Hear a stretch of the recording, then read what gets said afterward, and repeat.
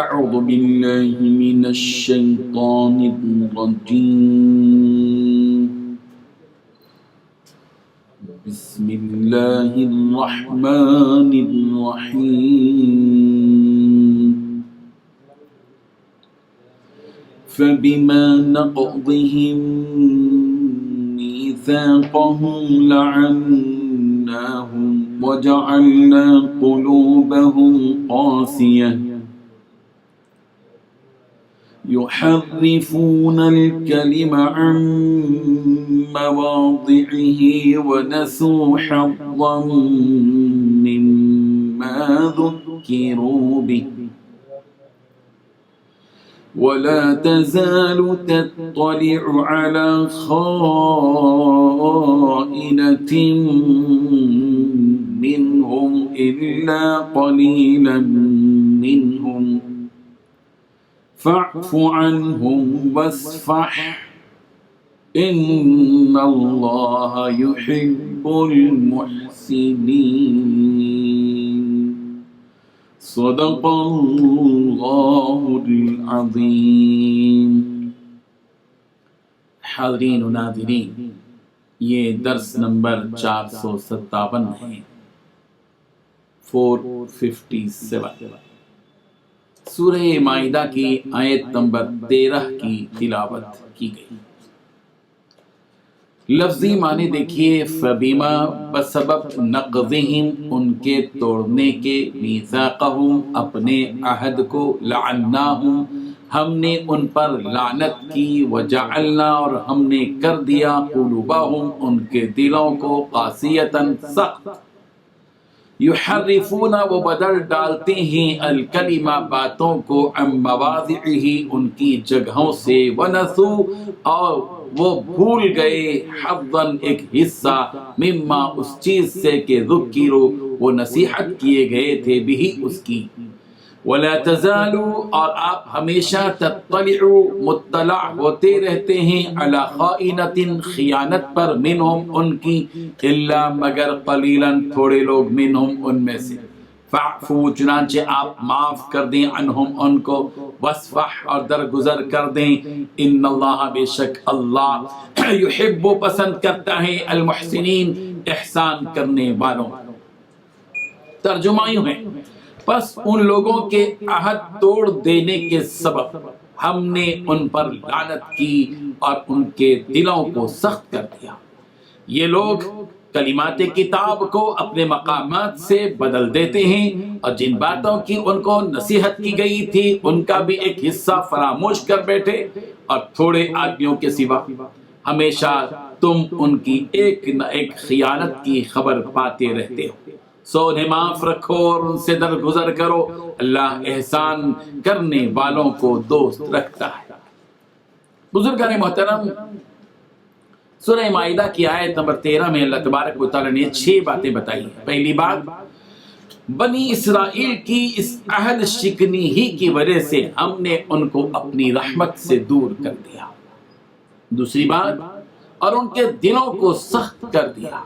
تیسری بات، بنی اسرائیل باتوں کو اپنے موقع محل سے ہٹا دیتے ہیں۔ چوتھی بات، جس بات کی انہیں نصیحت کی گئی تھی یہ اس کا ایک بڑا حصہ بھلا چکے ہیں۔ چوتھی بات، ان میں سے کچھ لوگوں کو چھوڑ کر باقی سب سے تمہیں آئے دن کسی نہ کسی خیانت کا پتہ چلتا رہتا ہے۔ نمبر 5، فی الحال انہیں معاف کر دو اور درگزر سے کام لو۔ چھٹویں بات، بے شک اللہ تعالیٰ احسان کرنے والوں کو پسند کرتا ہے۔ اللہ تعالیٰ سے کیے گئے مضبوط عہد کو توڑنا جرم عظیم ہے، جس کی سزا اللہ تبارک و تعالیٰ کی لعنت ہے۔ جیسا کہ اس آیت میں بنی اسرائیل کی عہد شکنی کی سزا اللہ تعالیٰ نے یہ سنائی کہ لعناہم، کہ ہم نے ان پر لعنت کی، یعنی اپنی رحمت سے انہیں دور کر دیا۔ سورہ بقرہ کی آیت نمبر 27 میں اللہ تعالیٰ کے عہد کو توڑنے والوں، قطع رحمی کرنے والوں اور زمین میں فساد کرنے والوں کو نقصان اٹھانے والے قرار دیا گیا۔ الذین ينقضون عہد اللہ ويقطعون ما امر اللہ به ان یوصل ويفسدون فی الارض اولئک هم الخاسرون۔ ہم سے عالم ارواح میں یہ عہد لیا گیا کہ الست بربکم، اللہ تعالیٰ نے پوچھا تھا ہم سے عالم ارواح میں، کیا میں تمہارا پروردگار نہیں ہوں؟ ہم سب نے جواب دیا تھا بلا، جی ہاں جی ہاں۔ اس قول و قرار کا تقاضا یہ ہے کہ ہم اپنے رب کی بندگی اپنی زندگی میں اپنی زندگی گزاریں۔ اگر ہم اس قول و قرار کو فراموش کرتے ہیں اور اس عہد کو توڑتے ہیں تو ظاہر بات ہے کہ ہم بھی مجرم ہیں، اور اس کا واضح مطلب یہی ہے کہ ہم اپنے رب کی رحمت سے دور ہو رہے ہیں۔ بنی اسرائیل کی عہد شکنی کا ایک نتیجہ تو یہ ہوا کہ اللہ تعالیٰ کی لعنت کے وہ مستحق ہو گئے، اور دوسرے یہ کہ ان کے دلوں کو سخت بنا دیا گیا، ان کے دلوں کو سخت بنا دیا، قست قلوبہم، ان کے دلوں کو سخت بنا دیا۔ کسی بندے کے دل کا سخت ہو جانا اس کے محروم القسمت ہونے کی علامت۔ آدمی کا دل جب سخت ہو جاتا ہے تو ایمان کی کیفیت سے وہ دل محروم ہو جاتا ہے۔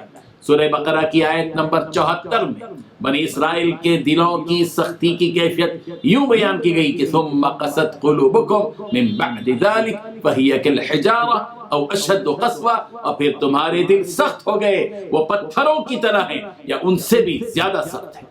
جب انسان کا دل سخت ہو جاتا ہے تو اس کے دل کے اندر کی عاجزی، تواضع اور انکساری ختم ہو جاتی ہے۔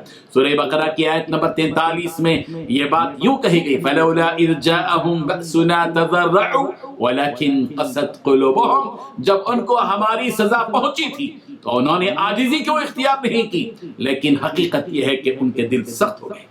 جہاں ہم نماز، روزہ، زکوٰۃ، حج، قربانی وغیرہ کی ادائیگی کی کوششیں اور فکریں کرتے ہیں، وہیں بنیادی سطح پر اس بات کی بھی کوشش ہونی چاہیے کہ ہم اپنے دل کی دنیا میں غور کریں کہ ہمارے دل کس حالت میں ہیں۔ اللہ تعالیٰ کو وہ دل مطلوب ہیں جن دلوں میں عاجزی ہو، انکساری ہو، نرمی ہو، خوف و خشیت ہو، انابت اللہ سے وہ دل سرشار ہو۔ سورہ حدید کی آیت نمبر 16 میں یہ بات بتائی گئی الم یأن للذین آمنوا ان تخشع قلوبهم لذکر اللہ وما نزل من الحق، کیا اب تک ایمان والوں کے لیے وہ وقت نہیں آیا کہ ان کے دل ذکر الہی سے اور جو حق اتر چکا ہے اس سے نرم ہو جائیں؟ بنی اسرائیل کی دوسری برائی یہ بیان کی گئی کہ یہ لوگ کلمات کو بدلتے ہیں ان کے مواقع سے، اور انہوں نے ایک بڑا حصہ چھوڑ دیا جس کے ذریعے انہیں نصیحت کی گئی۔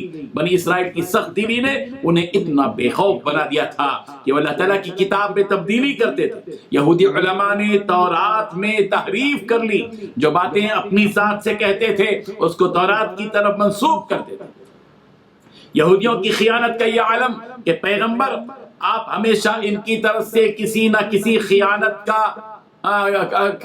کی خبر سنتے رہتے ہیں، اور آپ کو اطلاع ملتی رہتی ہے کہ یہ یہودی، یہ اہل کتاب خیانت کرتے چلے جاتے ہیں۔ یہ اور بات ہے کہ ان میں سے کچھ چند لوگ ایسے ہیں جو اس جرم سے پاک ہیں۔ اگر یہ لوگ اپنی سرکشی سے باز آ جائیں اور توبہ کر لیں تو پیغمبر آپ ان کے ساتھ معاملہ اخلاق کیجیے کہ آپ ان کو معاف کر دیجیے، ان کے ساتھ درگزر سے کام لیجیے۔ اللہ تعالیٰ کی شان کریمی یہ ہے کہ وہ لوگوں کے ساتھ خوبی کا معاملہ کرنے والوں کو پسند کرتا ہے۔ اللہ تعالیٰ ان آیات سے، اس آیت سے ہم سب کو سبق حاصل کرنے کی اور اپنے دلوں پر اپنے نظریں دوڑانے کی توفیق عطا فرمائے، اور خوب غور و فکر کرنے کی توفیق عطا فرمائے کہ آج ہمارے دلوں کی کیا کیفیت ہے۔ ہمیں اپنے دل کی دنیا کو نرم کرنا چاہیے، دل کی دنیا کو سجانا چاہیے، اور دل کا جائزہ، اس کا امتحان، اس کی آزمائش کرتے رہنا چاہیے، اور یہ فکر کرتے رہنا چاہیے کہ کہیں یہ دل نرمی سے تو محروم نہیں ہو گیا، کہیں یہ دل سخت تو نہیں ہو گیا، کہیں اس دل کے اندر وہ چیزیں تو نہیں آ گئیں جو کسی شیطان کے اندر آتی ہیں۔ دل کے اندر غرور، گھمنڈ کبھی نہیں آنی چاہیے، اور دلوں کو نرمی سے معمور کرنا چاہیے۔ اللہ تعالی ہم سب کو عمل کی توفیق عطا فرمائے۔ وآخر دعوانا ان الحمد للہ رب العالمین۔ لا إله إلا الله